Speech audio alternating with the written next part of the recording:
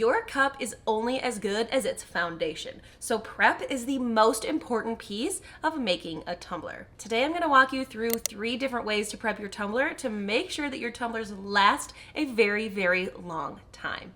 If you're new here, my name is Alison and I teach creatives how to do all things glitter tumbler, sublimation, and vinyl crafting. So if you like making tumblers or you want to learn more, leave me a comment below with what tutorials you may want to see. But before you get into making any tumblers, you have to be able to prep your tumbler properly. All tumblers come with a factory coating.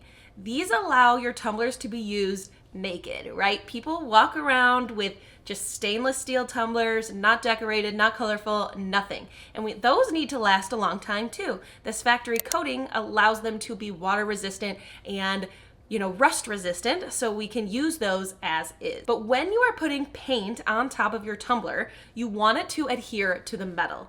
And it is important to take off that factory finish so your paint can bond to the metal so it doesn't scrape off or get ruined over time. There are essentially 2 ways I like to prep. I will talk about a third, but I'm going to talk about my favorite 2 first. We are going to use the water test to figure out if our tumblers are prepped or prepped well enough. If your tumbler is not prepped, it will bead up. If you run it underwater, the water will bead up on that tumbler. You can see it kind of makes lines with your water. Once your cup is fully prepped, it's going to sheet off just like this one. So this is the look that you are going for to see if your cup is fully prepped. The first way to remove your factory coating is by sanding. You can sand by hand or you can use a palm sander, but sanding allows you to scuff up the surface and remove that factory finish. The fastest way to prep by sanding is to use Dawn Power Wash and a sanding pad. All you need to do is spray a little bit on your tumbler and sand for about a minute.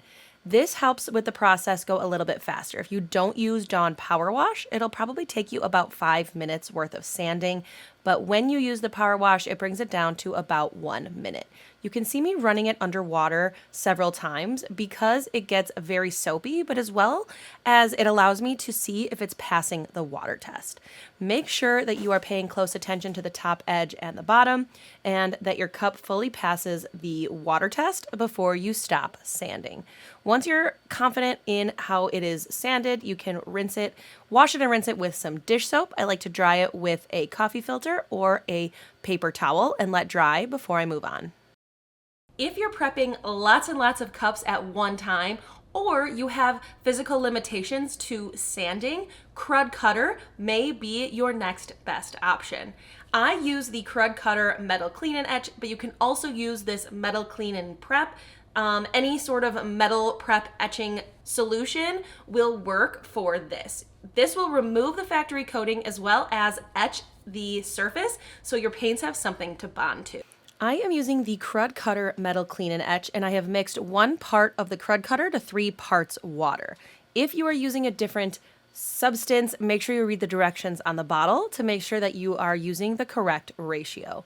To do this, it is so super easy. You are just going to brush on your Crud Cutter and let it sit for about 10 minutes. You can see that I'm doing a bunch of cups at once, and it takes just a couple of minutes to prep several tumblers.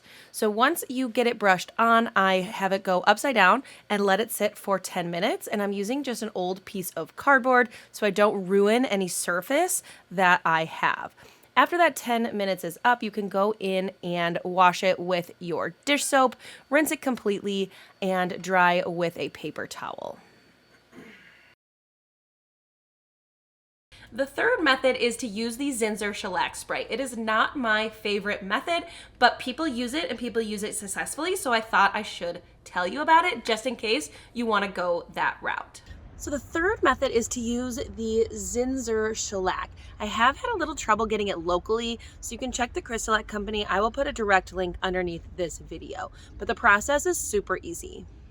Give the can a nice shake and spray from about a foot away to get good coverage. You're gonna do 3 coats. Let each coat dry for about 30 minutes or so. And then as soon as your last coat is finished, you just wait like 2 to 3 hours. It'll be completely dry and you can go in with your base coat.